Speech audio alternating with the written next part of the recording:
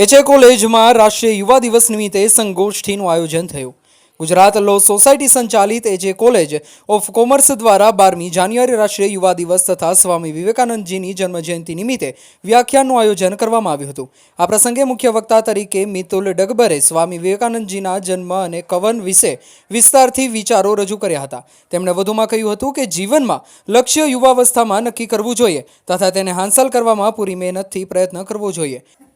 કોલેજના પ્રિન્સિપાલ સંજય વકીલે કહ્યું કે ભારતીય સંસ્કૃતિ તેના ભવ્યાતિ તથા આધ્યાત્મિક ઉન્નતિ માટે સ્વામી વિવેકાનંદના કાર્યો તથા તેમના જીવન વિશે આપણે જાણવું જોઈએ.